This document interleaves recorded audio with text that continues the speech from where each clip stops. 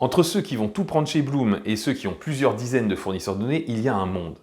Je ne vous parlerai pas des bienfaits d'avoir un unique fournisseur, tout le monde les connaît.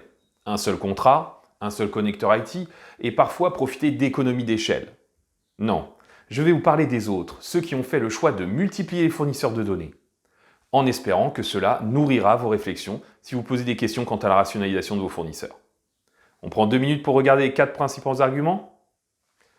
Réduire la dépendance à un unique fournisseur. L'idée n'est pas tant de parer à l'éventualité qu'un fournisseur fasse faillite ou qu'il soit dans l'incapacité de vous délivrer les infos, mais plus d'avoir une marge de manœuvre en termes de négociation tarifaire. Pour beaucoup d'organisations, intégrer un nouveau fournisseur est long et coûteux. Les market data providers le savent très bien, et donc en cas de désaccord, vous ne pourrez pas les menacer d'aller à la concurrence. Alors que si vous êtes déjà multi-équipé, il est facile de réduire l'un au profit de l'autre. Améliorer le coverage. Certains fournisseurs vont être en mesure de couvrir des entreprises d'une certaine taille ou d'une zone géographique par exemple. D'autres fournissent une partie des indicateurs dont vous avez besoin et il vous en faut d'autres pour couvrir l'ensemble de vos besoins.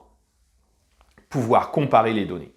Si vous récupérez la même donnée à partir de plusieurs sources, vous êtes en mesure de les comparer. C'est clairement la manière la plus simple mais aussi la plus coûteuse pour challenger vos fournisseurs de données. En réalité, c'est surtout utile en phase exploratoire et sur le durable, car les disparités de collecte et d'appréciation des data providers est juste incroyable. Mon préféré, tirer parti des forces de chaque fournisseur. Dans les pricing policy, il est courant de faire appel à différents contributeurs en fonction des classes d'actifs. Eh bien, vous pourriez très bien étendre ce raisonnement à l'ensemble des données que vous utilisez. Les émissions carbone d'une source, les indicateurs biodiff d'une autre, les analytics d'une troisième et ainsi de suite. Alors, partisans du monoprovider ou du multiprovider ? On se retrouve dans 2 semaines pour démystifier une nouvelle notion tech, data ou innovation appliquée à l'asset management.